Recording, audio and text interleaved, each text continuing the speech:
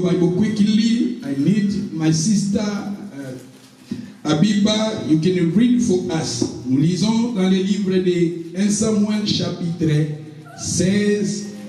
Tu peux même commencer dans le verset 13. La lecture. Après lecture, on va expliquer ma ramosée Béléwan. 1 Samuel 16, 13. Je lis au nom de Jésus. Samuel prit la corne d'huile et l'oignit au milieu de ses frères.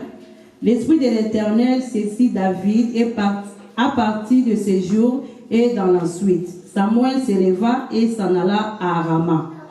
L'Esprit de l'Éternel se retira de Saoul, qui fut agité par un mauvais esprit venant de l'Éternel. Les serviteurs de Saoul lui dit: voici un mauvais esprit de Dieu t'agite.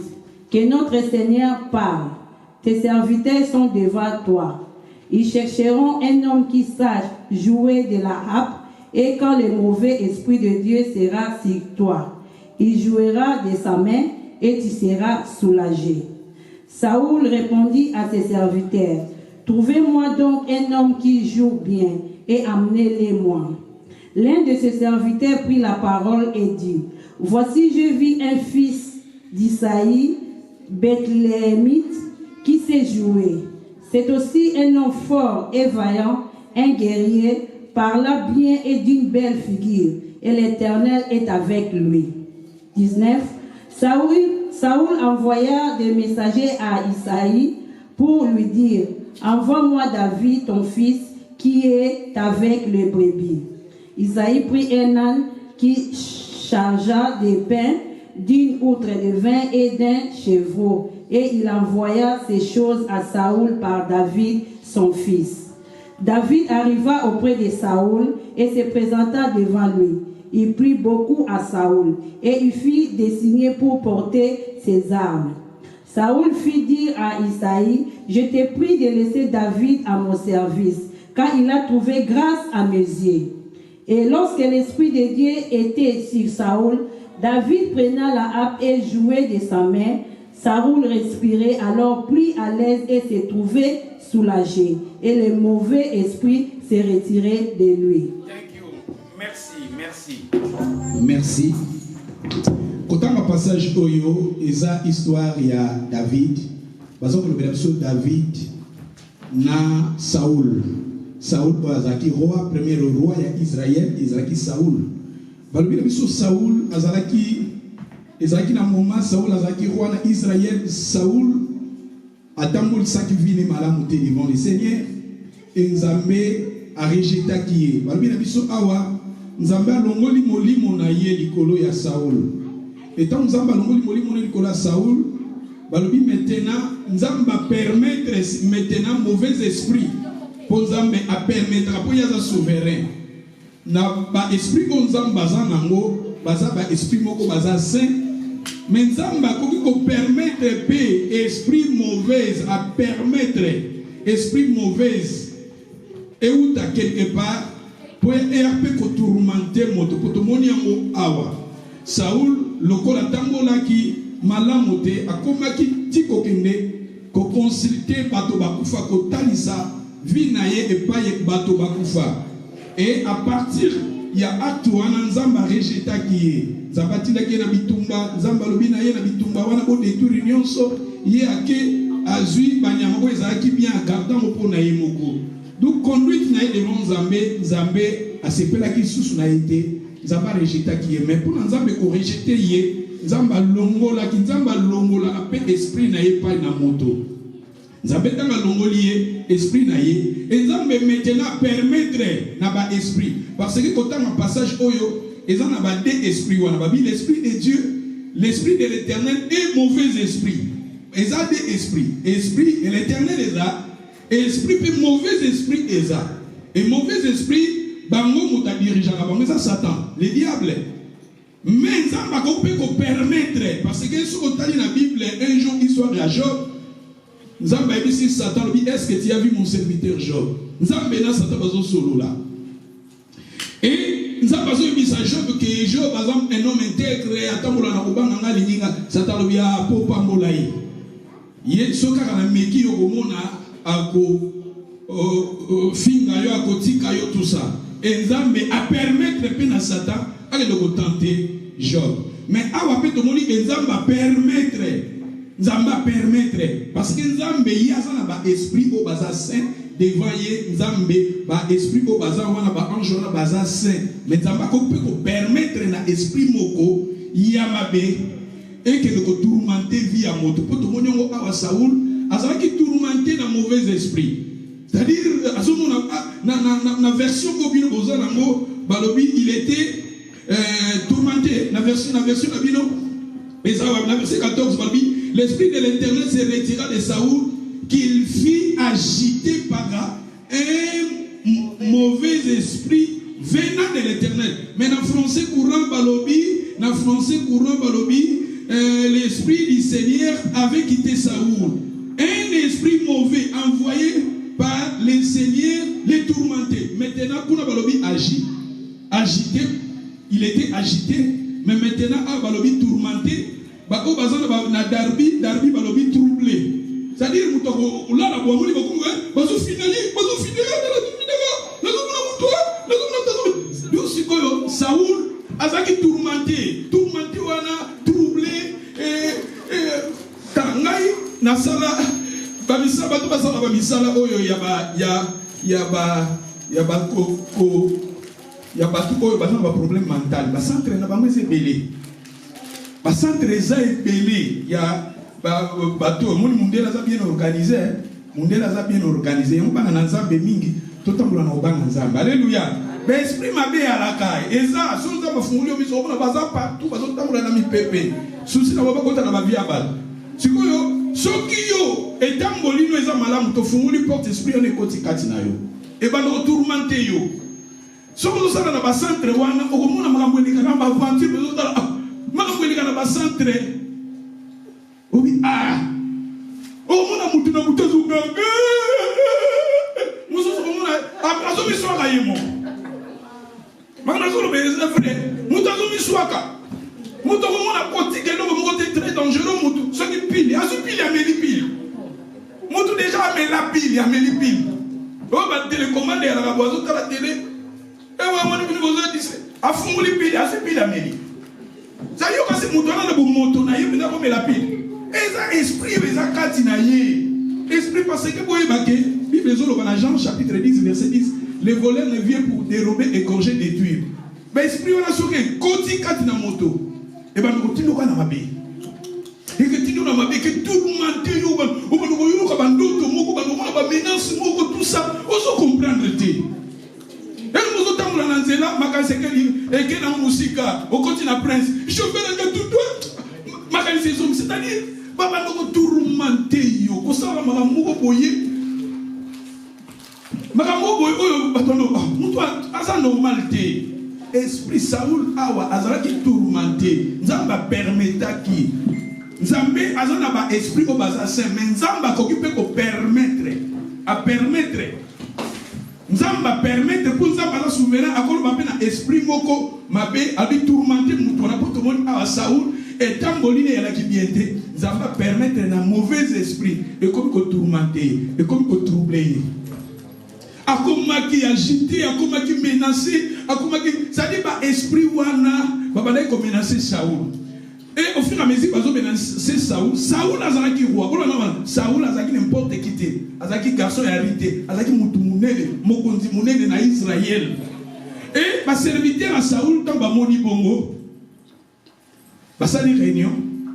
Ba lui esprit oyo. Toujours au rappel au bengana ngote. Tout ça la nini. Tout luka moto. Ba luka n'importe qui était. Ba luki moto oya yebi. Sumati ya oyo, histoire oyo, et la magambo beleza wana. Et dans la verset, je pense dans le verset 18, un serviteur répondit à Saoul, cherchez-moi un bon quoi? Un bon musicien. En français, un bon musicien. C'est-à-dire, Moutou oyo, ayembaka bien. Cherchez-moi un bon musicien.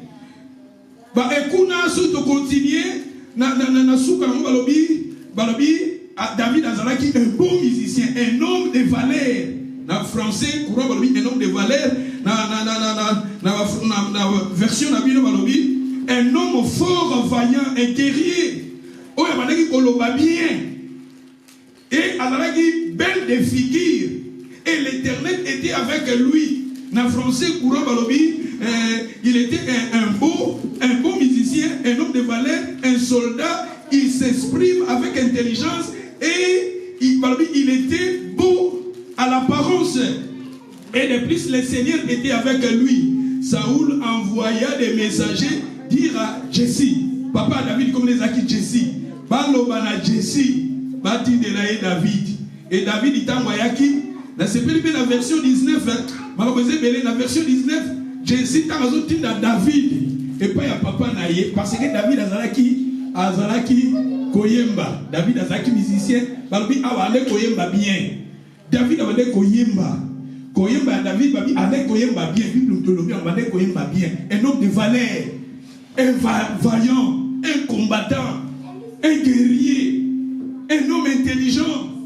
Oyo alobaka bien. Et la Bible nous dit tant que bazui David aye. Mais David dit tant oiseau qui est dans verset 19 Balobi nani papa ya. Et il était un gardien de moutons. Babi avec Kobomba brebis. Saoul envoya un messager et David, le fils qui était avec des brebis. David, il était quelqu'un qui restait avec des brebis. Pour moi, c'est ça très important. N'a pas expliqué, puis surtout pour comprendre. Pour ma capoeuse belé, peut-être que n'a pas aussi ça monte sur la main qui est dans la musique, non ma cambo. Mais et là on a David ici quoi. Papa David il t'a sorti de David. Après c'est David ini. La verset 20, ma papa David après ça David ini. Premier de ma après ça qui est ni. Après ça qui est ni. Dans verset 19, 20 verset 19, Jesse prit à David après ça David ini. Il échangea quoi? Pain au Kangelangali, c'est très important. Deuxièmement, il avait donné à David, après ça qui est souni. 20. Deuxième, 20. Troisième, après ça qui est Niama. Et Niama, on a ça dit, dans le français, courant Balobi, il est remis tout à David pour Esaou. Après ça qui n'y a après si mapa, après si mapa. Bosikoyo, apesi mapa, apesi 20, apesi na Niama, apesi on pas David, na maboko à David. Pour avec que David a ce qui n'est pas Saoul. Saoul n'est pas un problème. Saoul n'est pas tourmenté, azalaki agité, azalaki menacé. Saoul vit des acquis normal isolé. Mais la Bible nous dit tant papa David apesi David et David est tant a commis. David quand les mauvais esprits, le verset 23 quand l'esprit mauvais envoyé par l'Éternel s'abattait sur Saoul, David il faisait quoi? David a demandé que Kobeta Nini, a demandé que Kobeta Lindanda Naye, na français courant, dans la version de la Bible, dans verset 23, lorsque l'esprit de Dieu était sur Saoul, lorsque l'esprit de Dieu était sur Saoul, David prenait l'esprit de Dieu. Esprit mauvais, esprit de Dieu. Parce que Ezra qui a envoyé, parce que ça t'a permis que l'esprit wana Ezra envoyé par Saoul. Et Balobi, maintenant quand David jouait maintenant, Balobi Saoul, il était soulagé. Ezra qui soulagé. Et Balobi l'esprit mauvais, Ezra qui et se retira qui naïe. Dans la version, il y a français courant Balobi, c'est là, il fallait qu'il soulageait Saoul et il s'est calmé et l'esprit mauvais le quittait. Pourquoi l'esprit mauvais quittait Saoul? Parce que David, il jouait bien, parce que David chantait bien. David a demandé qu'il y ait malam, David a demandé qu'il jouait l'indanda naïe malam, il a demandé qu'il permette que l'esprit mauvais qui passe Saoul et tika Saoul. Wana eza la littérature. Eza littérature ndenge totangaka parce que dans la Bible eza na deux versions. Toza na logos, toza na rema. Logos c'est la parole écrite. S'il te plaît. Logos eza liloba ndenge tozotanga yango. Rema siko tozolinga tobimisa na liloba o totangi tobimisa pensée nini on va bali kolobela biso lelo. Likanisi ya Nzambe eza nini na histoire ototangi il y a un autre rema ça révélation pour édifier ma foi na biso maintenant. Oh ezana liloba normal mutuno sa kotanga ngo za histoire ça oula za ki tourmenter na esprit mabe et David allait gober ta guitare allait goyemba kitoko baki bazui David parce que ba serviteur ba yebaki ke so David azobeta azoyemba kitoko lokola David azaki na molimo nanza esprit wana ya mabe zaki pa Saoul et que tika Saoul et bandoko tinda Saoul vinezonga normal et la Bible tout moni pe David ayaki David allait gober linda naye David abandeki koyemba et esprit wana ya mabe et bandeki kotika Saoul a komaki soulagé. Alléluia. Mais il a parlé si on a révélation l'icalisation zambe alingi alobela biso na ba matia photo mataka. Voilà matia na linga tout mata. Alléluia. Tout mata. Vous ça pas bien ko tout mata bilo ka aigle. Mais toujours continuer koloba tant ba lingi ko parler, nazo parler les 7 secrets de la louange. Parce que matia ma c'est ça. Il y a ma première mais c'est très important. Alléluia. Parce que nous tenons une histoire. Nous tenons une histoire. Nous tenons peut-être bataille en bataille. Tant que nous avons expliqué si on est au lit, on a un pessimisme sur le lot. Au moment où on a la vérité, belé Isawan. Nous allons parler les 7 secrets de la louange. Dans 7 secrets de la louange, les jeudis passés dans Mationa qui c'est un instrument. Dans le bas qui Zimera, dans le bas qui Zimera, Zamira, et les Koloba. Quand on parle d'un instrument, Zamira, Zimer, Zamira, tout ça, dans hébreu. C'est-à-dire, tant que maman va zoyemba, tant que nous avons un micro boye, et ça, on a 4 louange. Tout ça pour utiliser l'okomoko boye, tout ça pour utiliser instrument, tout ça pour utiliser guitare, tout ça pour utiliser tambour, tout ça pour utiliser kitsakataka, et ça pour utiliser terme wana na louange. Et tout le monde qui lisusu, ils ont un terme oyo ezali, il y a un terme barak, barak eza koloba kobina, barak eza koloba kobina, tant tout ça kobina dans Nzambe, eza louange mais bazo bengo barak. Tant naza kofuka mana fuka meli Nzambe eza barak. Tant na lali na tubuli maboko na likolo eza barak. Bomoni ke kofukama adoration, kofukama lingi koloba adoration. Kofukama pamba kandi tofuka. Ne na fukami bo eza adoration. Bobi histoire à Jésus na Satan. Tant Satan ya ebisi Jésus afukamela ye. Jésus ba ki langage ni likamuni ni Satan ba koloba. Abi fukamela na opeso royaume nyonso Jésus abi okoki ko adorer moto mosusu parce que kofukama eza adoration. Okoki adorer moto mosusu ko adorer ka Nzambe. Mais tandis que tant que fou kamara toujours danser, eza baraka, eza na kati ya louange.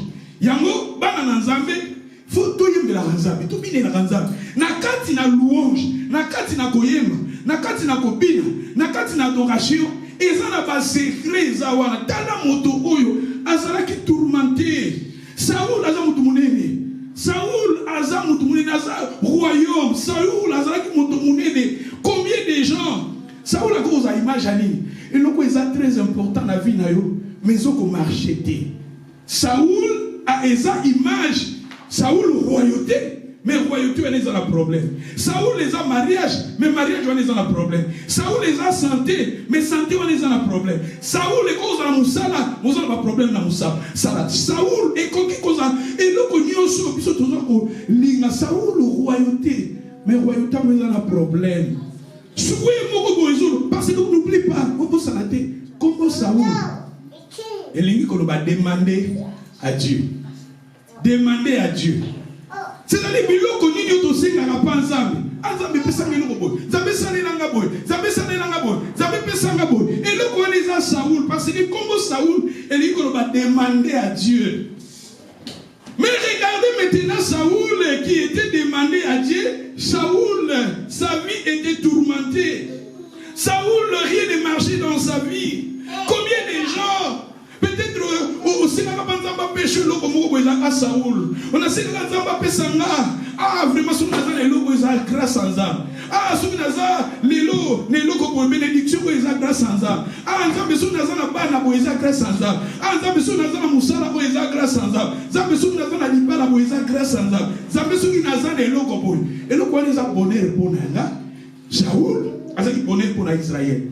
Mais rien ne marchait. Saoul, il était tourmenté. Saoul, il était agité. Saoul, il était menacé. Saoul, il était troublé par un mauvais esprit. Combien de gens, Saoul est comme tourmenté. Combien de gens,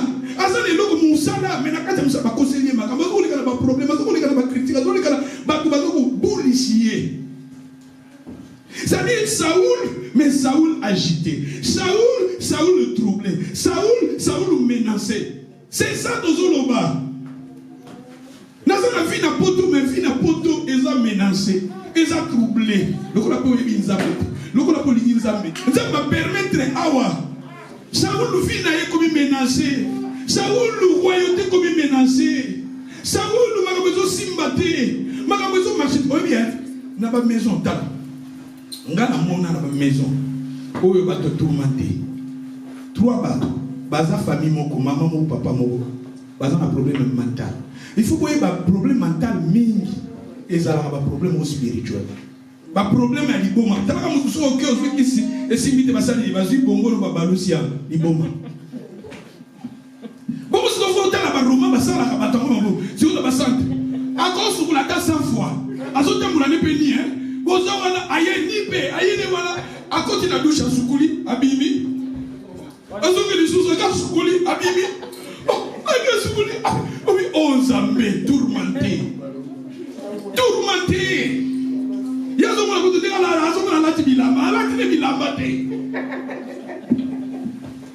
bon, on appelle ça que les gens, ah, on va beaucoup à OP. Les gens, ils appellent pas, ils ont la balou au colo, mais on peut le mettre tout. Ils ont ma baie, ce qu'on y est, pour qu'on a noté, on a noté ça avec exemple. Mais na koko yate que les kamba mutu moko komba mutu mona lobela, ils ont ma baie. N'a pas de problème. Na noki na ba tribunal na uti na mabonde li na awa tozaka na ba kilt na biso prière na zo na jeune na 3 jours na liete na melite prière esili na ke na musala wana ke na ko kutabe mutalibo mutango pe basaka bata maboma bo basaka bata maboma bo azo beta mutu na mire ba siko ba pe basimbi azo beta azo protéger ba bazu ba tiena assez ba basaki beto zo 13 ba tiena assez ba basaka wana musu basaka na makasi soka cheka bobo ebukani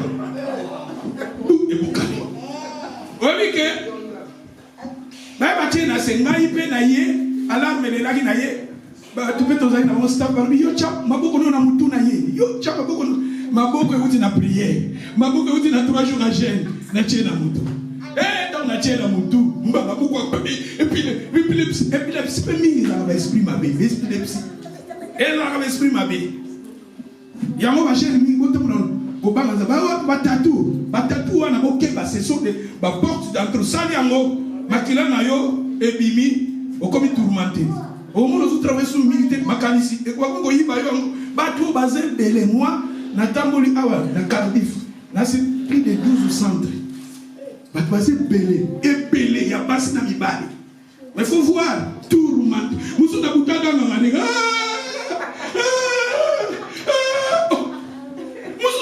Bibi bona makila makilo eutwa kolo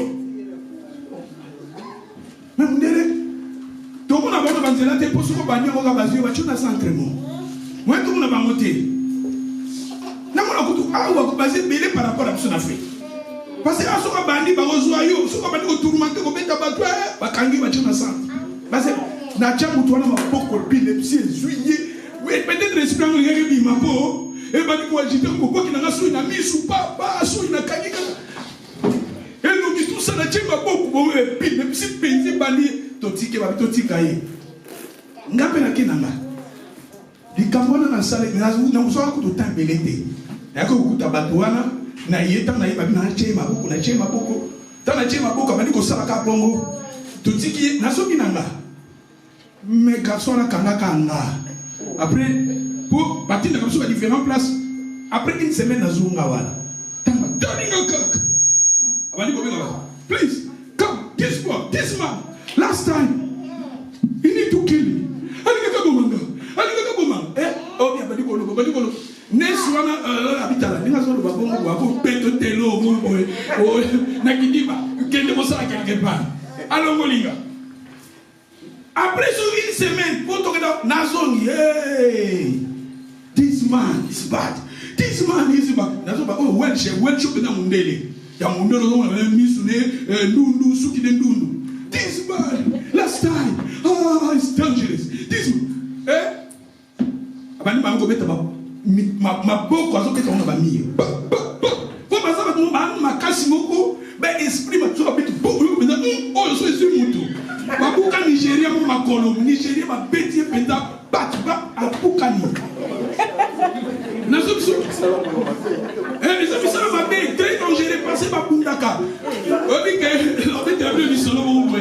Obi ke sikoyo abani ko buka ba porte abina lo ba bino moko na boya na mo kende na mo ke biso za pour mi be to za wala to allez ba mo ben kelo na sko ba nesu ba ko mata kita aso bita a pandi porte ya chambre na bibi banda na kate mara mo ba bingi ba police ba yana mbu ambo tende okanga nenga buka ka ba biloko na tout ça problème ngai abingane na ngabo mai bisko mboka weza mboka loa taba bike alobike ngam na ngana bomaye ekobi ka muserie ekobi ba rapport sala mi tout ça na komaki ba suspendre na ko sala te tout ça na kobi mapé na mbokote police checking tout ça sur la salle crime quelque part mboka oyo ezala ngabi me musala ndezo senga na sala bongo musala na yake na respecter pas condition musala pour ce qu'en arme les faut ya mutu peut-être qu'on a danger et Nazo Sabino na kenda par réunion sur plus de 5 fois. Quand vous avez la réunion, vous enregistrez, vous allez il y a 7 personnes. Oh, il faut la démontrer ça à Néli. On dit que dans les campagnes normalement, il fallait dommager après ça un bon pot, avant de black, à ce point qu'il a sur une mission. Normalement, papa dit que ça raciste. Il fallait pas ça un bon. Ngapelo na sabi botika kaka botika mundelo ala zaki abeti manager na beti luboko na mesa ah mutu aligidi parce que na ngene zo mbongo asa mundele ngana mwindo azokwa kilanga so ina miso azopinga black normalement tabali bakatango banga pesa na mbongo po ezani ni raciste ozomona mais ngana bio botika zaka na problème ya mutu tout ça na ina ndo mamesi papa Sergio P tina niveau wana parce que vous avez dit erreur là qui a eu pas de misayote ce que erreur là qui a pas de misangate ozomona na sala so 3 mois mobimba na sala ngati mata kita boko bima na mboko te tout ça alléluia mususu ele kaka na lali na butu na loti ba fininga na la buki na toko ba bengi ka ko sala centre boko ezana na forêt na abanga veni ce que kuna koliki mipoto na ngambo kuna zo bataso na ko sala centre moza na forêt siko ba chenga pa ya batu oyo ka bendake oyo te oyo ka benda ba démon de kadara mutu telo ba paki te ba kanade na coffre fort c'est-à-dire na coffre fort fa ko te ba porter dans la lokola oyo ba chambre froide ba Afrique wana wa kanye ba mutu wana sikoyo osa mutu tala ba paki ozo ka benda l'homme de kadara so ka beti mo bu ngabe sikoyo non te l'homme de kadara Tola qui sont 4 wana. Et batuno so baké breaki. Na siko na fandi, l'homme de Kadara, a fumuli les mois porte. Azota la rangai. Siko ngapi na zonimba. L'homme de Kadara, azota la rangai. Obi pesa, ba ebi singa pe. Olota ki ndo to be ko finayo, azoli ga finayo. Pour l'homme de Kadara, position totale la rangai. On dirait en rapidité à la kiko. Parce que so ya azama kasi. Tant que vous avez déjà bêti au boya fini à Boumio, l'état du monde est normal pour y aller, a des problèmes mentaux. Il y a un pixar qu'on a la tête. Parce que quand on dit qu'il y a un mouquet, on a devant un esprit.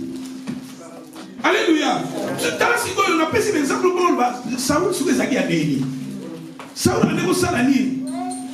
Il était tourmenté. Ça dit, madame, ça m'a dit qu'on s'en a besoin pour monter la boété. Et combien de gens osent la vie n'a pas été finalement fallait dans la boété. Vous les a tourmentés. Finalement fallait dans la boété. Et ça tourmenté. Les bouts n'avaient fallait dans la boété. Et ça tourmenté. Pas dans la cause dans la boété. Pas ça tourmenté. C'est-à-dire que comme on a boyé, c'est créé à la qui dit dans l'acte pour n'avancer. Il faut nous tout le monde yemba. Yemba. Dans la louange.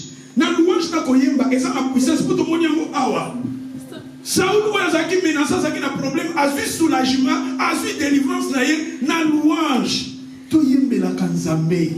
Mais j'ai compris pour na si on a bien continuer na kenekene nazomona pe temps nanga mais na ngina conclure que David était nazo kende Jesse papa David comme ne Jesse Jesse appelle David mapa appelle David vin appelle David nyamameka nyamameme David a même trois nyama c'est très important la louange pour le nom David a sa image il y a chrétien David a sa image na yo a sa image nanga parce que comme David na lobaka comme David elingi ko loba bien aimé David elingi ko loba bien aimé c'est pour ça que ba épître nyonso ba livre nyonso épître ba benga biso ba chrétien bien aimé c'est OK na 3 Jean chapitre 1 verset 2 ba bien aimé je souhaite que tu prospères et tu sois en bonne santé comme prospère l'état de ton âme na kati na Bible biso tozala ba bien aimé tandis que bien aimé ngolo ba David a sa image à chrétien David a sa image à mwana Nzambe nyonso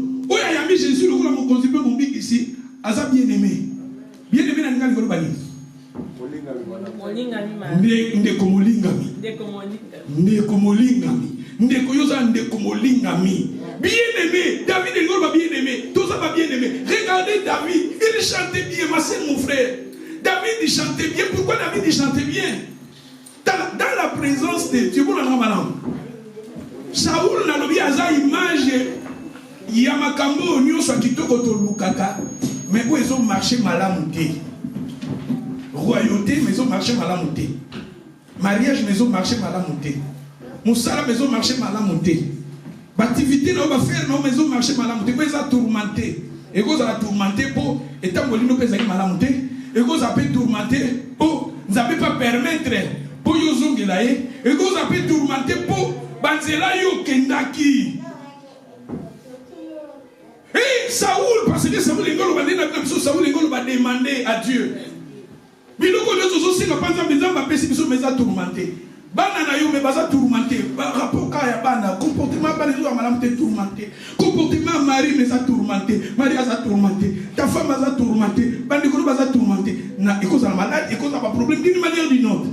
Mais tu comprendre makambo susu spirituel. Tu reçois solution na ngo. Tant to yebi ko yemela Nzambe. Parce que tout le monde a la louange. Tout le monde dit louange et me dit quelque chose. Nazo ba makambo spirituel parce que nazo ba na bateau na pese exemple la banino man kuna omemela ba mote makamba prière pour ba yiba prière te et moi un jour nazo solo la na nesu moko nesu wana ngabi mais bateau nazo mona o et ça pas problème spirituel parce que la besoin nesu na singa sali 26 ans nous allons et na ma spiritualité pour eza ma spiritualité et bateau ba mo pesa ngo ba kisi comme on l'a dit ça bango ba kisi nzoka et ça ba bilo muso besoin prier les bandits ah c'est comme ça. Il n'a pas de bana, na bana plus baza. Nous sommes tous qui derrière bana, nous sommes na bana, la cuisine na bana ko chaba ba ni yo maya moto dépôt. Aya aussi que ça vient na maya moto. Bana. Et ça ya bana, ce que bana nous sommes dans un problème. Pour moi na ben, on lui misanga à continuer la toilette à ça ça été de ça pour nous autres. Et à bien zo ya, azo na kabine, azo temple, azo on a bien. Plus aussi pas toi les normal. Et bien, esprit, ceux qui prièrent à ma casse, Bakubika. Ceux qui ont prié les hommes, esprit, wana Bakubima. Tala David, awa. David, va serviteur, va monique, kao, ezali, kamouro spirituel, parce que la Bible lui, c'est ezali, mauvais esprit. David. Mais David, il était un homme, il a vu sur ma caractéristique à David. Ma caractéristique, qu'on a fait à la panne à Yom, Tozo Yemba. Ma caractéristique, oh bah il va le biso awa navi ya David balobi hein et ça la verset dit ici quand balobi la verset 18 16 balobi d'abord il chantait bien un musicien ouais aiba ki koyemba kitoko na verset 17 du coup balobi un homme de valeur azaki un homme de valeur un homme fort et vaillant dans la version nabino balobi un homme fort et vaillant un homme fort vaillant. Bateau yo so batelemi. Bateau so za ba problème ko ligina na telemi la. Yo mo faut telema. Wala problème ozo le kala ba problème on a vie na yo, na foyer na yo na libota na yo. Ezo senga yo mo poso tala ko za normalité. O ezo ma signe o ça normalité. Balobi awa tala David peut même ma solution na royaume yamboka na ye. David peut même ma solution na libota parce que Israël va dire roi Israël.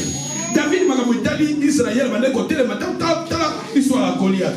David a télémaki pour na kolongola chez mwana. Awa pe roi na bango mo continue bango comme mutali boma. A comme un problème mental. Ezaki na longola na famille à David. David a télémi. Il était un homme fort. Tous à la force spirituellement. Tous à la force spirituellement. Et Balobi, à part ça, il était un homme de valeur. Tous à la valeur, bien. Tous à la caractéristique, et Balobi, il était un homme vaillant, guerrier. C'est-à-dire, quand on parle de guerrier, guerrier dans la prière, un homme de prière. Un homme de prière. Tous à la femme, un homme de prière. Et à part ça, Balobi, il parlait bien. Il était un homme belle de figure. Belle de figure. Tandis que la Bible, figure, quand nous avons parlé de la figure, beauté. Et ça, beauté, il y a beauté à 4. Zambe, il y a beauté à 4. Mais tu n'as pas de problème. Et ça n'a pas de rancune. Et ça n'a pas de problème. Et quand il y a pas de bakanda, et quand il y a pas de si on lit dans la louange, et même quelque chose, il faut tous les caractéristiques. Et Balobi, après ça, il était un homme, l'Éternel était avec lui. Nzamba laki na ye. Pour Nzamba zakarabiso, pour Nzamba zarakanayo, lingaka o confessera bien ma son na yo.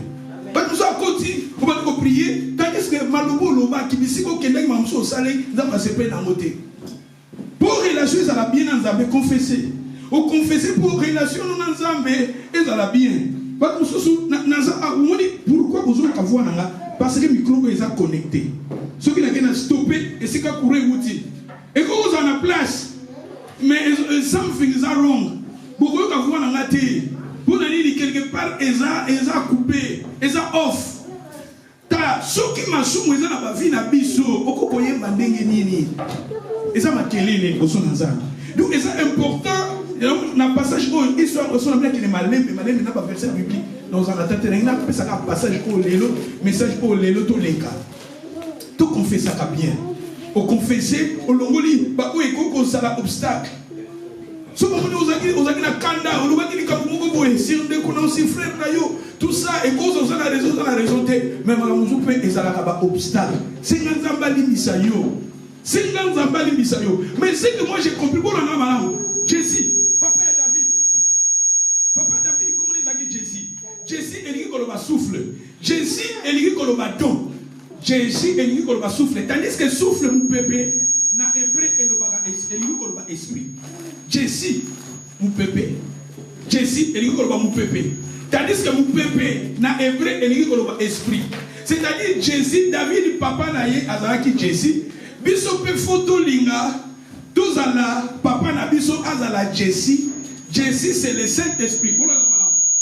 Jesse c'est le Saint-Esprit. Jean chapitre 3, verset 6, parmi ce qui est né de l'Esprit est d'Esprit.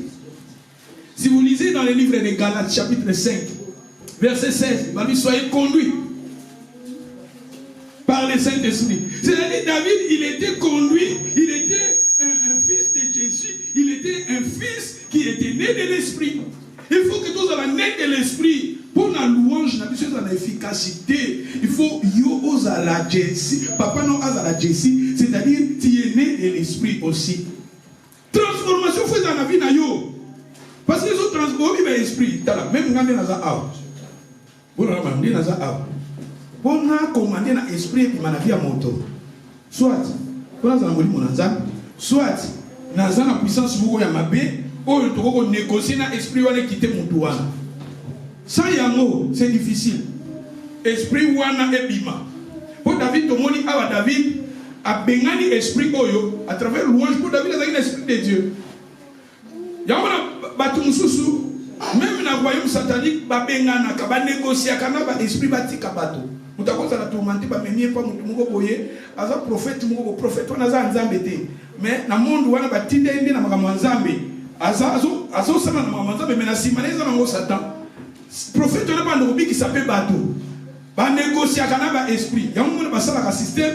Tant ba négocier, bazui a négocier, bazui esprit na ba tchela mbongo ba boto na nzela. Pour toi, que soit bon, wana, esprit wana, tu vas dire que tu vas dire que les gens n'ont pas eu bon wana, esprit côté katna. Bazui mai, basali cérémonie mo wana, muto zaki na ba esprit mabi ba tchona mai, ba boki mai wana. Muto ko zo mai wana, anyati mai wana, esprit côté katna. Ba négocier ka bongo. Soki ozande na nzambe na esprit de Dieu, tu peux aussi commander. Na kombo na Jésus okoko commander na mauvais esprit wala pe kita. Yamoni David a wazaki na ba caractéristique kitoko batangeli biso wana, il faut peser la carte na biso pour louange na biso ça a un impact. Mais c'est que moi na sepeli Jésus a pensé que David 3 choses. Ouais, c'est important. Na louange na biso, il faut tous en 3 choses wana. Na solo ba mo likolo po, so na bito tanga to kende parce qu'il faut la pesa biso ba secret ni c'est important. Ba secret toujours ba secret. Jésus autre lieu à Saint-Esprit. David a une collaboration avec Jésus. Tous ont collaboré dans Molimo. Zala collaboré dans Molimo. Bana nanza beto toujours bato yimba na Molimo. Tout le monde Molimo kamba biso. Molimo tambisa biso. David tra Molimo nde mutu etindi David. Mais David oyo ba pesi 3 choses. Lipa ezo symboliser liloba nzambe. Lipa symboliser liloba nzambe. Makati. Parce que l'homme ne vivra pas seulement du peuple, mais il y a la parole de Dieu, et ça ne ment pas. Moi, dans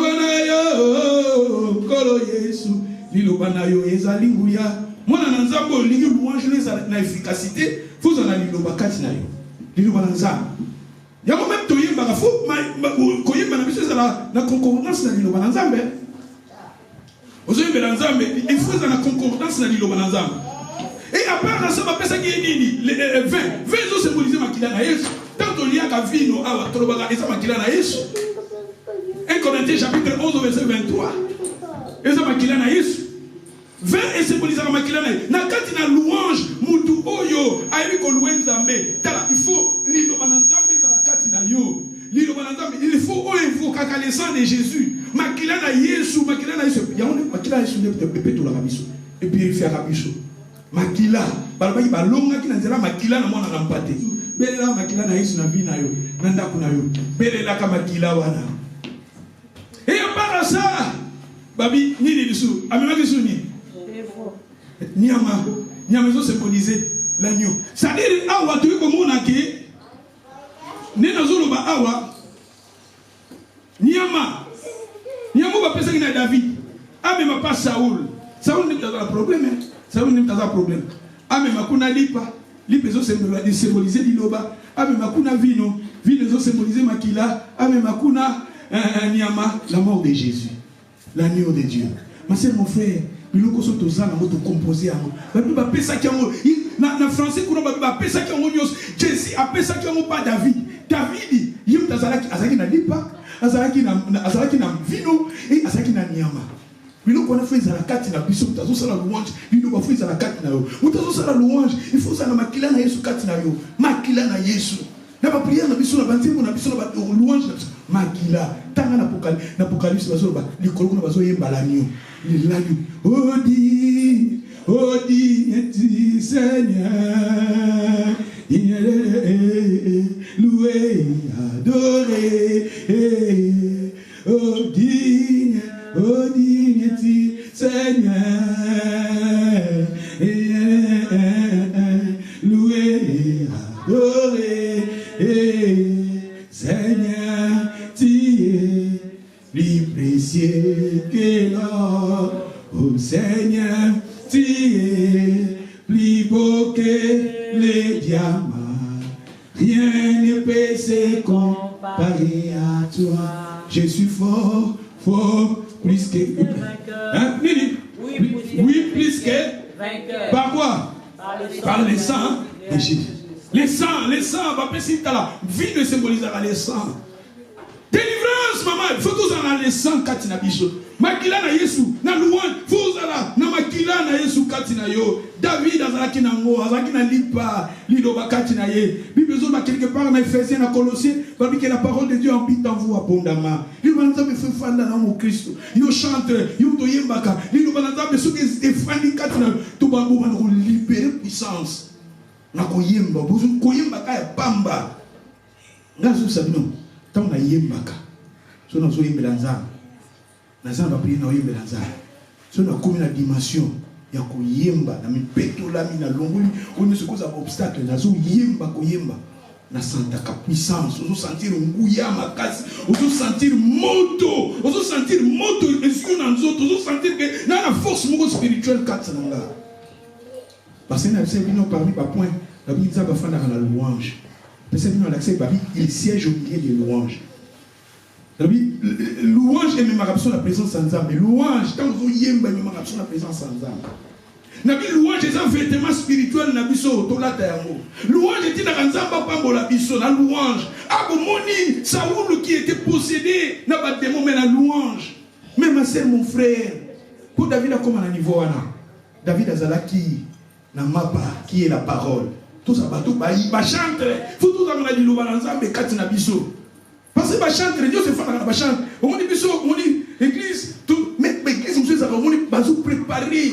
Qu'est-ce que tu vas préparer? On va prier. Et tant quand les gens chantent, vous vous sentir gloire et ensemble dans ça. Parce que dans le passage, vous avez pensé que tant que vous yemba, ça doit être tondi dans milinga. Milingi bali ko bimaka ya momoko. Milingi za la présence en David comme ko bimana salle. Ko yemba. Mais David, David a part vino, David a zalaki na nyama, nyama makila na Yesu, plutôt Yesu wana l'agneau. L'agneau, ils ont symbolisé nyama, Jésus a l'agneau. Il faut zakati na biso, tout célébrer l'agneau. Parce que il y a un que tinda, problème où ils ont besoin na yo, tous ont solution. Il y a un que tinda, nga pasteur, ceux qui nazana liloba, nazana makila kati na nazana nyama kati na so mutaza na problème spirituel à Saoul, son abondé pour naïe à vos solution. Où azanga qui et le ko tungi sa Saoul, nabi Saoul et le quoi qui toko tozo luka, et sa royauté, mais royauté tourmentée, et sa musala, mais musala est tourmenté, et sa libala, mais libala tourmenté, et c'est le ko to lukaka, parce que Saoul ngolo va demander à l'Éternel, mais ça tourmenté. Mais biso tozo na makambo oyo, tozo na lobi awalipa, tozo na vino, tozo na nyama qui est Jésus. Tango bando yemba, na koyemba kaya pamba. Tala, on a vu la bande de yemba kamingi. Tant tozo yemba, même na katanda. Kolinga te koyemba mseza ozo yemba moza distrait. Babi David il chantait bien. Tant il chantait bien, c'est-à-dire avec kolonga ba distraction. Tant il chantait bien, azo longa ba distraction, ami kotisi, ami pesi. Na so sabiso tala. Auto-délivrance paye à la nango. Auto-délivrance c'est dans mi kangola mi yomoko. Biso pito za menacer. Sur le pasteur, tu la menacer, la menacer à biso. Au moins Seigneur, il camboni. L'esprit va menacer là. Sur tant cas il sera David, qui tient la sewana. Balobi que Saoul l'esprit nous menacer David. L'esprit nous menacer David. C'est-à-dire que l'esprit m'a bien auto menacer là. Elle m'a bazonga la biso. Ma kozonga la yo, bazonga la biso biso peut pas menacer la biso. Oui, faut bien na yo sala kuna, prier on na sala kuna na ko menace. Il faut se qu'on ngaïbe là se protéger. Comment là se protéger? Louange pèse en la carte. Ça il faut tout yimba mingi moi nanza. Bana nanza na bande ko yimba mingi. Ko yimba kesa na kanga makasi te makasi na déranger bato. Na ko yimba na tumu ko bime na zo yimba na maloba. Yimba na ko yimba na motema te. Ko yimba na motema peut-être soza na devant na musala ko yimba na motema. Oza na point timeti moko boye oza ko yimba mais tant oza penza yumu na kati ya ndako na yo. Yemba mingi. Donc on va faire une intervention mon avis na yo. Na bo moina yo. Yemba ka mingi. Parce que na ko yemba et même tout le monde a Saoul a possédé ba esprit ba no menacer quand David il chantait. Na lui ils va me beleza wana mais sur la bina kenda ka cité loko e ngolo babo na bo zo au moins les zinga sultan to bi marita futu bi mana air. Yango na zo na banda to yemba ka ne mingi. Yemba ka mingi na ko yemba na ko za na muni na vie na sans finissaront yemba au sentir ce que yembi mi au sentir comme libéré au sentir comme libéré et moi au sentir pour comme kilo net na confinement au bakilo même si ma mespe na si ma mespe le fallait na ma kilo na église pour ma kilo na mise mati mutunyo sauter ba combien de kilos tomati pour batunyo sur la zone na moni kana moni matwa comme ine batunyo sur na moni mine na confinement oyo bato basala sport te bakilo emati bosiko bakilo ane mati yemba siko soko okoka oyoka kilo oyeba bokilo étouffement osala botouffement mais étouffement mosusu mpe ezalaka baesprit. Je vous dis la vérité, mais étouffement mosusu ezalaka baesprit. Kasi ta bazoloba Saoul il était tourmenté wana eza makambo nyonso ya mabe eza na kati wana bozosenti étouffement pepe komi mosika omutanani na ngozi komi ya koyemba moto akomi obi akufi te po ezala bafatigue mosusu obiso oza fatigue lala okoyemba ngo te mpo nyo olali moto aza pembeni oyo nde koyembaka ozoelekala bapongi okoyeba ngo te mpo yo oza kolala bato nde baza pembeni nde bakoyeba. Il faut toyembaka mingi na koyemba mingi eliberaka obandi kosentir nakomi pepele koyemba soko moni toyebaka bavi na biso moni makambo eza spirituel. Comment sikoyo nakoki kozala libéré na tomoni awa Saoul pas à la libéré David ba caractéristique à David balobeli biso David azaki nani balobeli biso tozala kanango na ba vie na biso tango koyembo ko sentir que l'esprit wana ba ko tourmenter que ba mauvais esprit wana ke ba problème wana quelque part Jésus ba milimo mususu ba bimana ko kila na losambo mais na ba susu milimo mususu ba kenda rapina louange parce que atomoni awa l'esprit oyo ba bimina nini la louange. Alléluia. Louaka mingi tu yimbaka s'il s'agit kichaka beta kichaka s'il s'agit ko fukama s'il s'agit ko danser dimanche passé na bana ko danser non la laxi so maman et dimanche zoya so jeudi na ko ba makambo zi bele to len awa ça na kati na ko yimba et même ma délivrance na ko yimba même ma délivrance voilà je pense dans le biso vous comprendre hein? Je pense que vous comprenez. On est dit que on est dans mimi bino ndé musu na monde mususu na makambo likolo. Alléluia. Oyeba cha ngo etengane na mimi bino ngo boy. C'est-à-dire moli mo santu ndé mutu alakisa bo. Biloko to tangi mais to bimisi ba vérité mususu ezawana. To continuer et si ka to suka ki na cette vérité na suka na quantième. Bato ba koma. Mama biba. Na suka na quantième. Na so pesa biso ba est important les 7 secrets de la louange. Les premiers secrets, pour la mentionner bien, il y a des importants. Les premiers secrets dans le Bible, Dieu il siège au milieu des louanges. Il y a des premiers secrets. Pour ça, premier secret, il y a qui voilà. Dieu il siège au milieu des louanges. Nous avons fait la louange. Deuxième secret, dans le Bible, la louange est le chemin qui nous amène vers la présence de Dieu. Louange est le chemin, oui, mais ma sur la présence en Zambé. Il y a longtemps que la présence en Zambé. Faut que tu aies une louange. Peut-être que tu vas comprendre.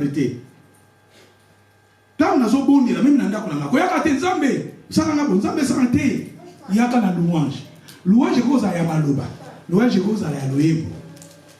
Parce qu'il y a une louange, dans le Bible, il y a 3 mots qui sont ensemble. Adoration, louange, action de grâce. Action de grâce, c'est nous merci.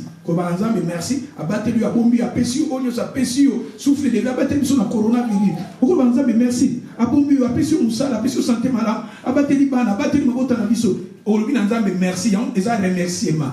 C'est-à-dire, un remerciement, on attend, nous avons loué Zambé, nous avons Maloba. Et à part ça, nous avons dit qu'il faut ma paix, ça, adoration. Nous avons la position, c'est très important devant Zambé. Nous avons ceux qui ont fait des kilo de dimanche à Tambola qui bimi, Mama Rombola. Il y a un mot faux, ce qu'on dit que Fukama. Ce qu'on dit position, vous avez dit de la bien devant Zambé. La position, parce que position paye devant Zambé Lobaka. Adoration que tombe la maboko Lobaka. Qu'on l'a devant Zambé paye Lobaka. Alléluia. Et dans le bac de la bisope, il y a dans le louange, action de grâce, na adoration. Nyonso wana ezaba mot différent mais ezana katika ya louange. Et na ekoloba la biso sikoyo, na ekoloba premier secret dans la louange, Dieu il siège au milieu de louange. Deuxième dans la louange et eza chemin oui mais ma sur la présence en ça. Troisième dans la louange c'est notre vêtement spirituel. Louange c'est un vêtement na biso. Tant que ça vêtement spirituel, ça le manteau. fona zalaka nango ça dit tant que la présence na Nzambe bon yemba kanano so na kata na ina prier la bandi koyemba wana nazoyemba Yahweh alléluia kembo na yo kembo même so tangi na parvis na tabernacle ezali na trois parties partie o bato mingi babande kozala bazo benga ngo ndeti biso botoye botoza awa babenga ngo parvis na kata parvis na rideau oyo koleka ko traverser rideau babenga ngo lieu très saint eza so na rideau mususu kuna ne babenga ngo lieu très saint mais na parvis awa tango motozo linga o kota o kene na lieu saint babi fo yaka na louange yemba kana zo ko yemba pona kota na présence en Nzambe yango moni tolobi ke tant zo kota na présence en Nzambe futo yemba ko yemba ya loyembo na yembi ya loyembo apart ça na ko yemba ko loba adora louange ya maloba Nzambe merci na o sali o batelinga Nzambe oza munene tala moi Nzambe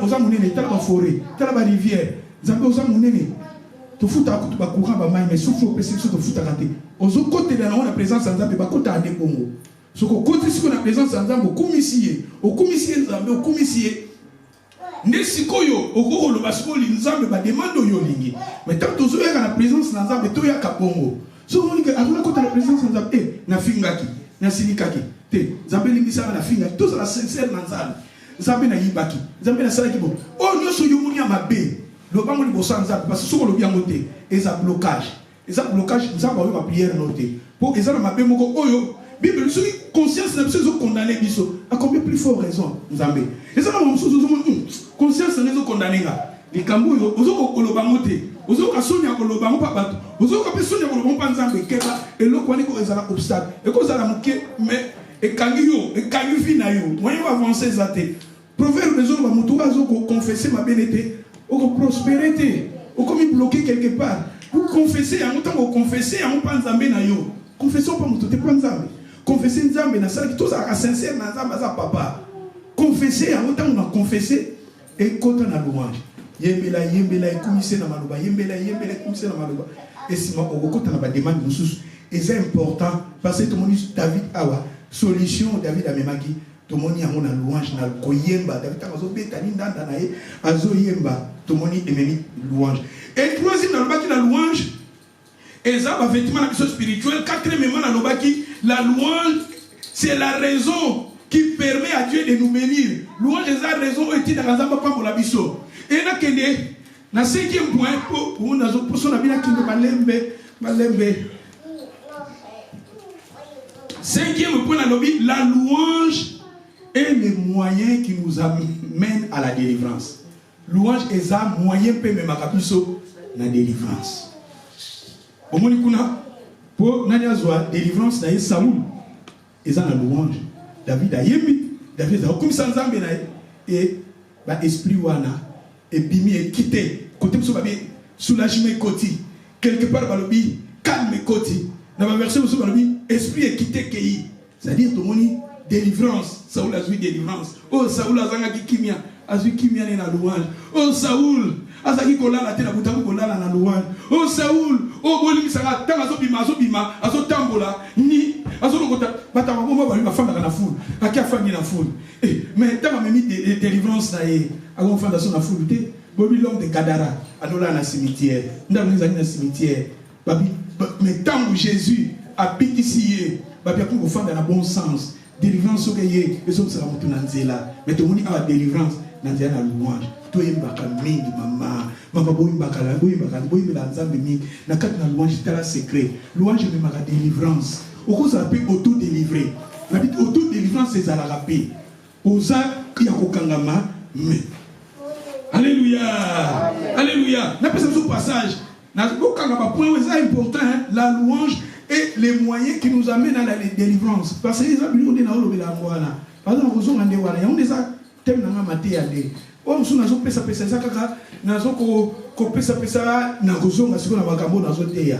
Dans le Bible, ce point où est important, la louange est un moyen où il y a délivrance. Actes des Apôtres, chapitre 16, verset 25. Actes chapitre 16, verset 25. Vers les milliers de la nuit, Paul et Silas priaient et chantaient les louanges de quoi? Les louanges de qui? Louanges de... Vous l'aimez? Hein? Vous l'aimez? Je vous dis la vérité. Parce que il fallait que la fin qui s'est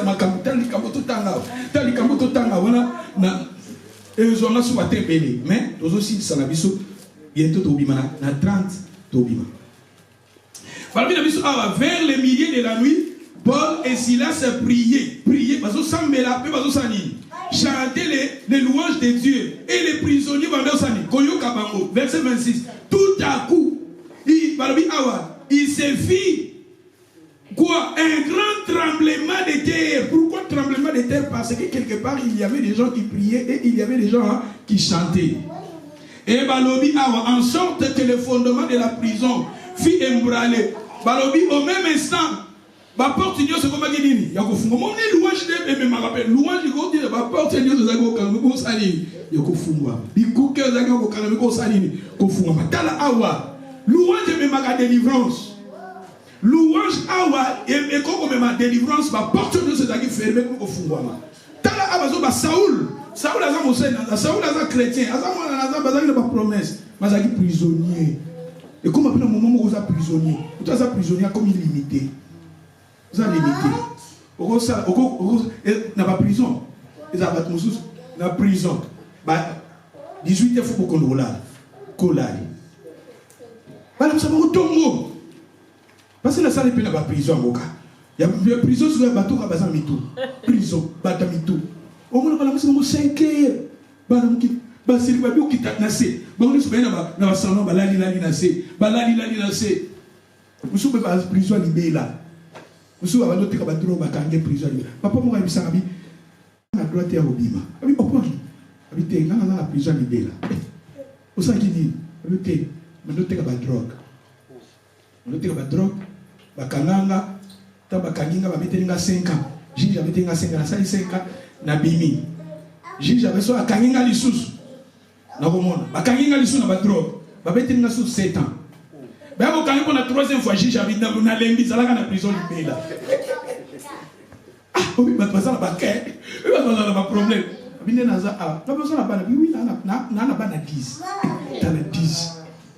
Il y a 10. Il y a 10.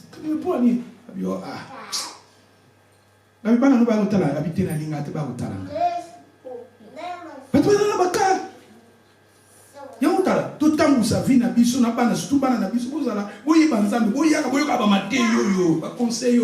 vous avez vu apprécier précédé. Il faut l'attaquer, on l'attaque, tu vois là. On va la quête, on va la quête expensive. On va la quête 150. Oh non, il y a fâché. On va la quête, tu vois, il y a des veaux. Vie précédé. Vie qui y a na time. Alléluia. Vie manem. Si on a zangi lelo, le bina ozang, na zangi on a promesse le bina ozo. Alléluia. Il y a toujours des matières. Vous avez une promesse. Vous avez un zambé. Vie na bino lobi qui kitoko. Vie na bino qui a l'espoir. Vous avez un zambé. Vous avez pas continué bino. Vous allez épargner na ba danger na ba risque musus. Les cambo qui y a na temps. Bénédiction qui y a na temps. Alléluia. Le bina zob sa God oui. Na opé exemple. Na zoté yaye. Na pese. Na nakotanga livre moko. Il y a un auteur moiseau dans la livre de lobby. Après cet exemple, à lobby tala. Et ça un pauvre villageois dans village naïe, azaki pauvre. Pauvre wana na village naïe, azaki na soso. Oh, zoka soso naïe ezobota ba maki. Mais maki à or pur. Oh, pauvre na village on a soso boti maki à pur. Ah mais ma papa t'a dit diamant, ils ont besoin de chérir tout ça. A fait qui on va payer bon. Le ministre soso, aboti maki. Maki soso ya or. Eh, papa bon ça va na bando ça na mbongo. Na maki soso ezo pesa rapport. Ba or ezo botela na soso na ngai, ezo bota ba maki ya or. D'or pire. Soso aboti, ya fait ateki. Soso aboti. Ah, ezo pesa ga retard. Soso yo fa bota 50 bala koko. Soso chaque jour, soso zobota, maki moko, ya mon en retard. Afin de réfléchir, on a besoin de mon épelé. Puis, dans ce moment, soso n'a pas soulié dans le boumou. Nous avons maki belé. Soso n'a pas soulié pour arroper ça, mon gars, besoin de moko. On a besoin, on a besoin, on a besoin, on a besoin, on a besoin,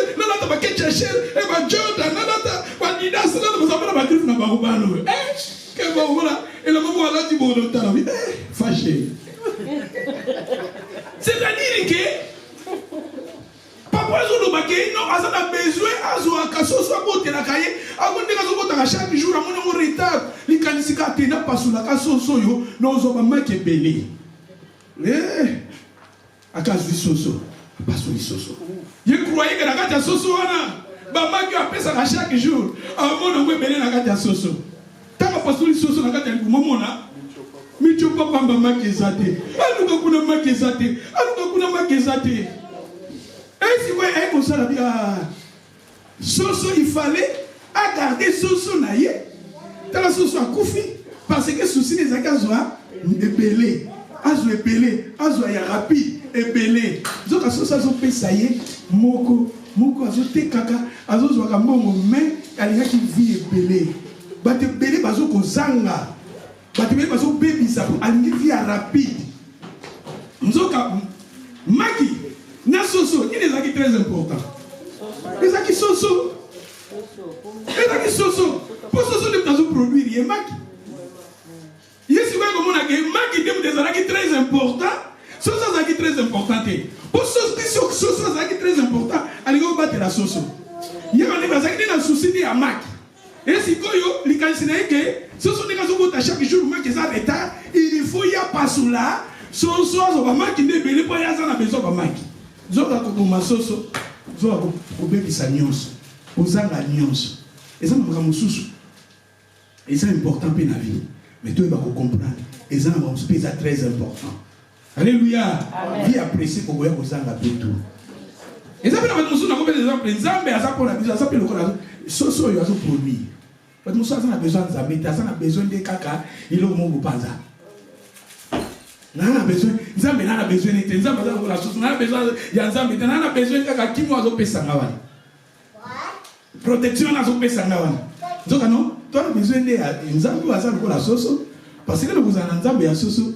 Et le konga nazo luka na bango zango, même il y a chaque jour. Vous comprenez la lobby. Donc quelque part on est dans lobby que nazo na 40e point. 5e point na lobby que 5e point zani. La louange est un moyen où il me maladie. Délivrance. Voilà tout ça quand on a acte des apôtres. Voilà. On a acte 16, verset 20. N'a pas ça. N'a pas ça. Tout aussi, ça va passage au total. Balobi awa. Quand on a verset 26, tout à coup, il fit un grand tremblement de terre en sorte que le fondement de la prison fut ébranlé. Au même instant, la porte des alliés au Fungwama et les liens où les canards qui va prisonnier et comment qui rompit. Aux hommes awa. Puissance et fadi dans la louange. Ce qui peut toquer les sous-sous. Na 2 Chroniques chapitre 20 verset 20. 2 Chroniques tokoma. 2 Chroniques chapitre 20 verset 20. Mais dans le temps dans verset 21. Puis il nomma des chantres revêtus d'ornements sacrés et marcha devant l'armée, célébrer le nom de l'Éternel, disait louer l'Éternel car sa miséricorde dira toujours. Au moment où il lui fit, au moment où on commençait les chants et les louanges, l'Éternel plaça une embuscade contre le fils d'Amon. Tant que koyemba na koyemba balobi awa bana Israël bazaki na bitumba mais baza koyemba awa na verset 22 balobi etant bazo koyemba nzambe bazo yemba banzembo ya louange nzambe yembo soka ko bundela bango toloba na louange et memaka délivrance. Secret toujours awa na 5e secret louange ça fait moyen mais ma délivrance. Bomoni awa babi awa nzambe abali ko chaba mbiskat contre ba ennemi.